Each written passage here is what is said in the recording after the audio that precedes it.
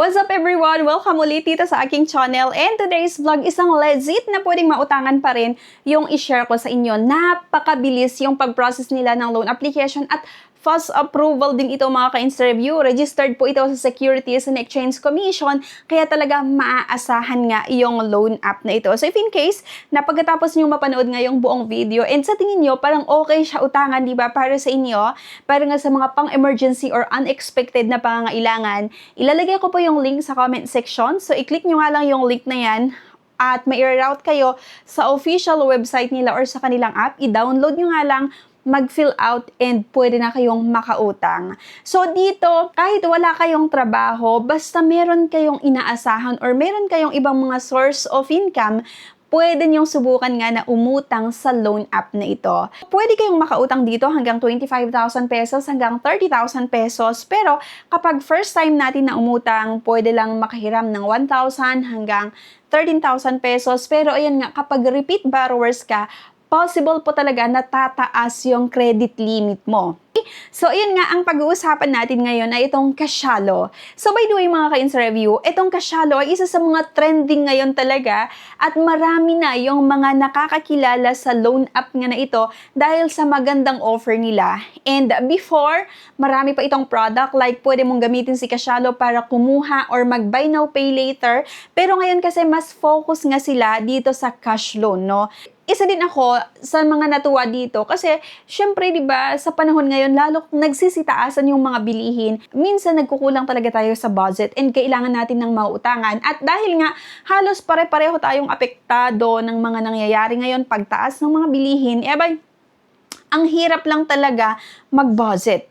Kahit mangutang sa mga kakilala, pati sila apektado, no? So mahirap manghiram sa mga kakilala or sa mga relatives. And isa itong Cashalo sa mga pwede nating takbuhan kung kailangan natin ng extra cash. Pero make sure ha mga ka-interview na kapag umutang kayo dito, make sure na bayaran niyo siya on or before yung due date kasi nga ito ay submitting entity sa CIC, di ba? So kapag na-late yung pagbabayad mo or ilang araw na nag-past due yung loan mo, dito sa Cashalo, possible po na isubmit nila yung name mo nga sa CIC. At kapag na-isubmit yung name natin sa CIC, nagkaroon na tayo ng negative record, di ba? Possible na mahihirapan tayo na umutang sa ibang mga pautangan online. So, legit po itong Cashalo, 100% legit kasi registered nga din ito sa Securities and Exchange Commission. Pag first time natin na umutang dito, pwede kayong makahiram ng 1,000 hanggang 30,000 pesos at pwede niyong matanggap yung loan proceeds nga via bank account, sa Maya account, or sa GCash account nyo. Pero sa akin kasi, ang laging ginagamit ko nga ay yung GCash kasi yun lang naman din talaga yung mabilis i-navigate, no? Cash loan, 1,000 to 30,000 pesos nga kapag first time natin na umutang. Pero kapag reloaner kayo or repeat borrowers, possible po na mas tataas pa yung pwede nyong mautang dito. Kaklik nyo nga yung link na makikita nyo dyan sa comment section. Ayan, may i-route kayo sa official website nila or sa kanilang app. Then, i-download nyo nga lang at kailangan yung input or ilagay dyan yung mobile number nyo. Once na input nyo, ayan, create account. Ilagay lang natin yung ating email address, password, then confirm password, then at least 6 character. Diba, contain a letter, a number, and a special characters. I-follow nyo ito ha, yung password must be, yung makikita nyo dito sa baba, i-follow nyo yan kasi minsan medyo mahirap mag-create ng password pag hindi tama, di ba? Hindi natin nasunod yung instruction. Makikita nyo dyan yung terms and condition at bilang mangungutang nga, mga ka-interview, dapat lagi natin talagang binabasa yung terms and conditions, yung mga privacy policy, yung fine prints nga ng inuutangan natin. Para at least may idea kayo bago nyo paigo, no, yung loan application nyo. So, cash loan up to 13,000 nga and receive your loan via your GCash account. So, napakadali lang, di ba, GCash, hindi bank account, kundi sa GCash. And sa panahon ngayon, super dali lang talaga mag-create ng GCash account. And halos lahat naman ata ngayon, may mga GCash na, no? Refer your friends. So, help your friends access easy credit with Cashalo. So, pwede nyo i-refer yung mga kaibigan nyo nga na naghahanap ng pwedeng mautangan online. So, share nyo lang yung link natin na makikita nyo dyan sa baba, no? So, start application. Click nyo nga lang yan, mga ka-interview. At ito na, Allow these permissions to start your loan application. Allow Kashalo to send and view SMS messages. Ayan, yung phone data. Allow lang natin yan and don't worry mga ka-interview kasi yung mga personal details nyo or personal information nyo dito sa Kashalo, talagang mini-maintain nila yung privacy ng mga information ni borrower na umuutang nga sa kanila. Kaya wag kayong mag-alala na baka gamitin sa ibang mga, di ba, hindi ka nais-nais. Pinapahalagahan nila yung privacy ni borrower.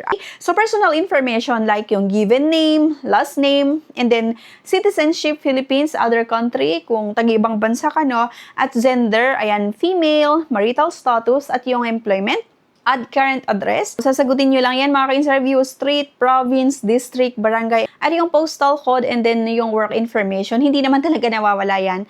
Itong work information. So, gross monthly salary. Then, kung mapapansin nyo dyan, yung company name. And then, select first pay date. Mamimili lang kayo dyan and get verified. Dito mga ka-interview, kailangan nyo makapag-upload ng isang valid government ID at meron pa tayong tinatawag na facial recognitions. After ko, na-submit nga yung loan application ko, ayan, we are processing your loan application.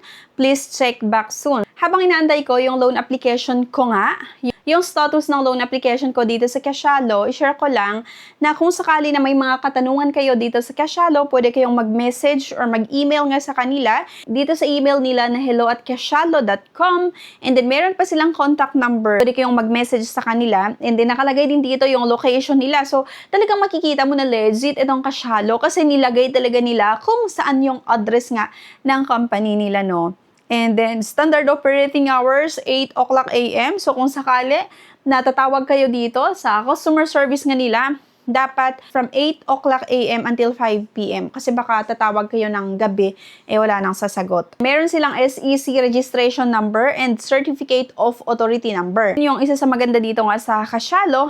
And, ayan, sabi ko nga, Kashalo is regulated by the Securities and Exchange Commission. Ito na nga mga ka-interview, yung status, no, ng loan application ko dito sa Kashalo. So, approve yung loan application ko. Kaya lang kasi, mababa lang yung first na in-approve nila. Siyempre, okay lang yun sa akin kasi first time ko lang naman talaga na mag-try din na umutang dito sa Kashalo. Okay lang din kasi hindi ko naman din talaga kailangan. So, sinubukan ko lang para makita kung paano yung mga processing fees nila, service fees, ganon. Ito mga ka-interview, yung breakdown nga ng loan ko dito sa Kashalo. So, makikita nyo din naman doon sa promissory note. Dapat kapag umutang nga kayo, binabasa nyo talaga yon. So, ayan, date at yung actual date of disbursement.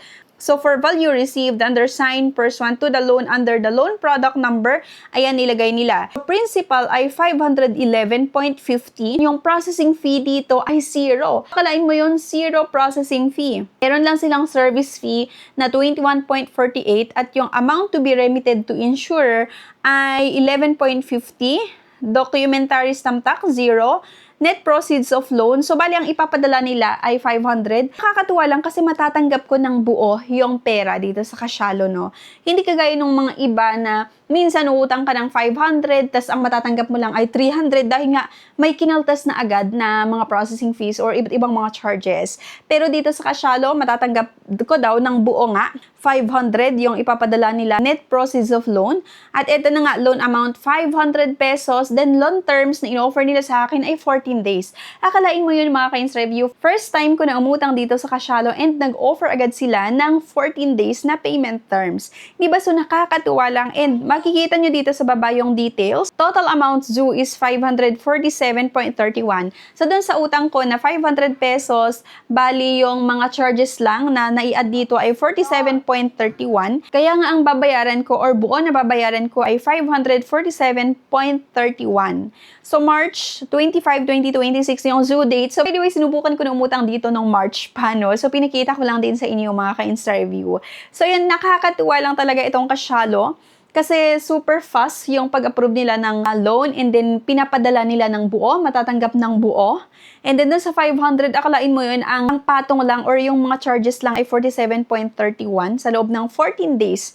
So make sure lang na kapag umutang kayo and nag-offer sila ng 14 days na payment terms, make sure na magbayad tayo on or before yung due date nga, di ba? para maka-reloan kayo dito nga sa Casialo. Yung loan amount naman na ino-offer nila ay hindi dahil 500 yung offer nila sa akin, 500 din yung i-offer nila sa inyo. Nakadepende po yan kung magkano yung request nyo at kung sa tingin ni Casialo, kaya mong magbayad ng mas malaking amount, then possible po na yun yung i-approve nila. Sa akin lang kasi mababa din yung ni-request ko na amount and wala pang masyadong, wala pa akong nilagay na talagang maganda na pinanggagalingan ng income ko, no, or yung source of income ko. Kaya siguro mababa lang yung in-offer nila sa akin. Pero possible sa iba, mag-offer sila ng 3,000, 5,000, 10,000 pesos. Okay, so yan lang. So if interested kayo na subukan nga itong Casialo, i-check nyo nga lang yung link na makikita sa comment section. Click nyo lang yung link na yan para mirror out kayo sa official na website nila or sa kanilang app. Download nyo lang,